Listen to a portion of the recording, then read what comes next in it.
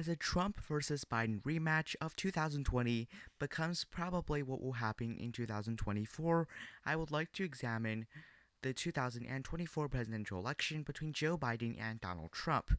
Now, Trump has been under a lot of news recently. Around a week ago, he was found liable of sexually abusing Eugene Carl and was awarded $5 million against him. And only around a month ago, he was indicted on 34 counts of falsifying business records in the first degree, which, if convicted, carries up to a 4-year prison sentence for the former president. But that has only made him the frontrunner in the GOP primaries, having been around 35 points against Ron DeSantis by a margin of about 55% to 20% in the polling, in both 538 and Real Clear Politics. So it definitely looks like he will be the GOP nominee, despite all these more controversial things that have circled him. So who will win between Donald Trump and Joe Biden? In today's video, we'll find out. Now first off, let's go for Donald Trump's likely states because he is currently behind on electoral vote count. First off, South Carolina and Alaska, both of these states will be likely Trump states. They won't be safe. I don't think they're going to go for Trump by more than 15 points. Nonetheless, both of these states, I would be really surprised if they were even remotely close. Iowa and Ohio, both of these states were considered bellwether states, especially the state of Ohio, voted with the presidential winner for 60 years, which was like 15 elections. However, now has been a solidly red state because Trump has been able to do very well with the working class voters. If you look at the state of Ohio here, he has been able to do tremendously in some of the Cleveland area, some of these Cleveland suburbs around Toledo, and he was able to run up huge margins in many of the rural regions. And as well as that, however, I think that Trump definitely won't do as well in a state like Texas, where there's a lot of suburbanites. Now, I think there could be some type of suburban reversion in favor of the GOP because Biden's polling numbers aren't exactly the best in terms of approval rating or general election. Nonetheless, I think Trump should be able to win the state because this state has a very long Republican voting history. I don't think Democrats have really a realistic shot of winning the state. Biden dumped millions upon millions of dollars in the state and was still unable to win or even come close to many expectations of how well he would do in the state.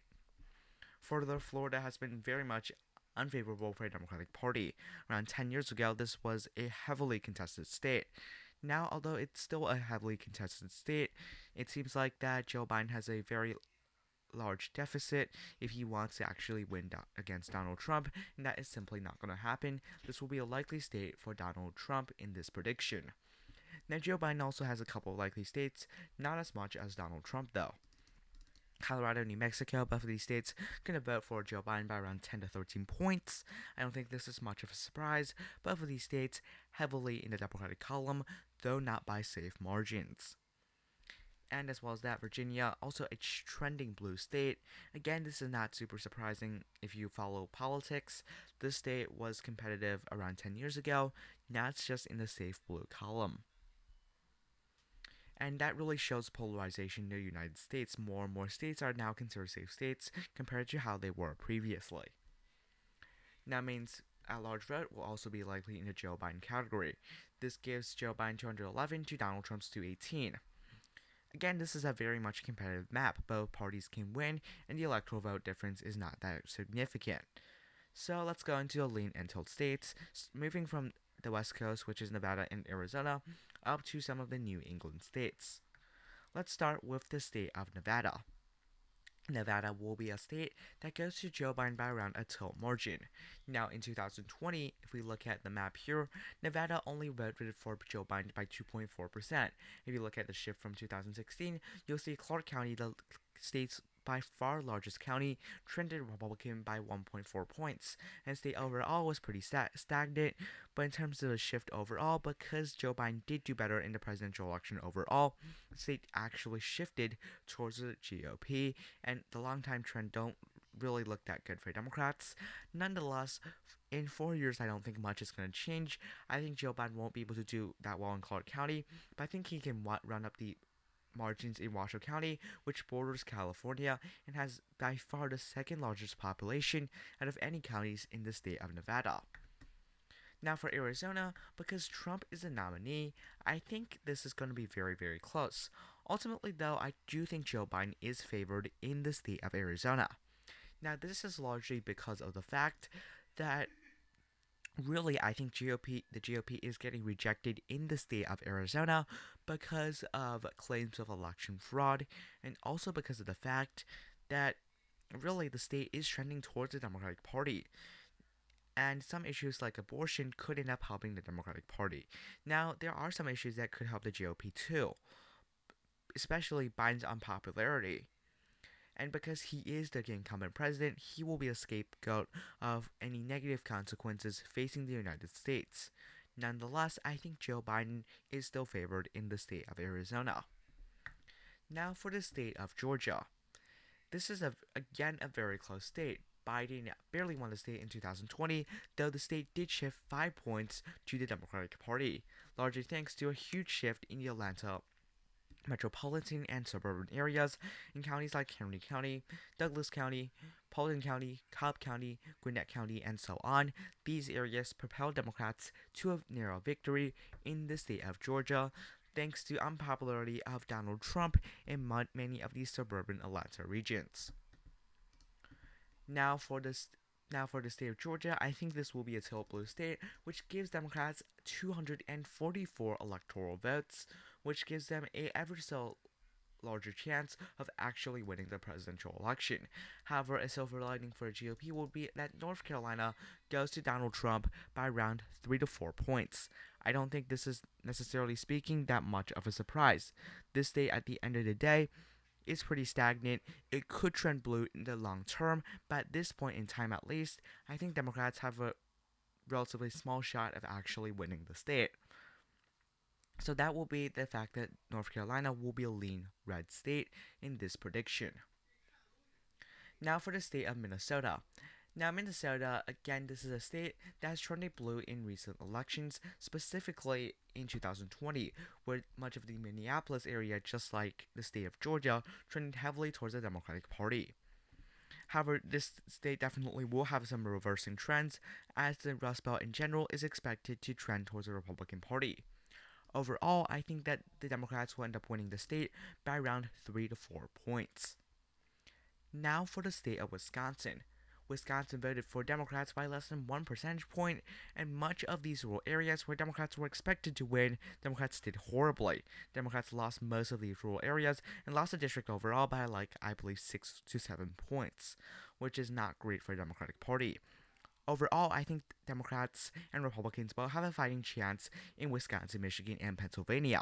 But for Wisconsin in particular, I think the Republicans do have a narrow advantage because I think some of the wild counties could actually have pretty nice performances for the GOP, and Democrats, I don't think they're going to have enough turnout in areas like Madison and Milwaukee counties. So that would give the GOP about a lead margin victory.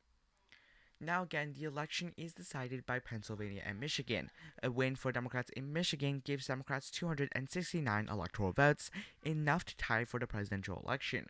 But at least Democrats really just need the state of Pennsylvania or Michigan with any one of these 3 districts/states that would give Democrats the victory, while the GOP really needs both Michigan and Pennsylvania to secure their presidential election victory. Now for Maine 2nd District, this is definitely a likely GOP district. Donald Trump actually underperformed in 2020 compared to 2016. Nonetheless, I think Democrats still end up with a pretty dim shot of actually winning the state, thanks in part to the fact that the population and the amount of voters in this district is quite limited, and the amount of turnout in this district is also quite limited. And at the end of the day, I think Trump will be able to turn out more voters than Joe Biden. But I think the 2nd District of Nebraska we have seen in 2020 has shifted heavily towards the Democratic Party. And at the end of the day, I think Democrats have a pretty good shot of winning the district, and I think New Hampshire as well, pretty nice shot of winning the state. This is because in 2020, Democrats won all but 2 counties in the state of New Hampshire, securing the fact that they will probably win the state in 2024. which means Democrats really need either Michigan or Pennsylvania. But I think Democrats are actually going to win both, and here's my explanation. Now, the Rust Belt typically don't split votes. Nonetheless, in Michigan and Pennsylvania, I think both of these states do have pretty good Democratic winning chances. Republicans, I don't think are gonna necessarily run it up in some of the urban areas, nor do I think they can actually limit Democratic support in some of the suburban areas. And I think Republicans overall, though they can really turn out voters with someone like Donald Trump in some of the rural areas are not red enough to counter some of the trends in the suburban regions. And I think overall, Michigan and Pennsylvania are both trending to the GOP and in the nearby and long time future. Nonetheless, in 2020, I don't think, or 2024, I don't think this is a time where Republicans will actually win both of these states.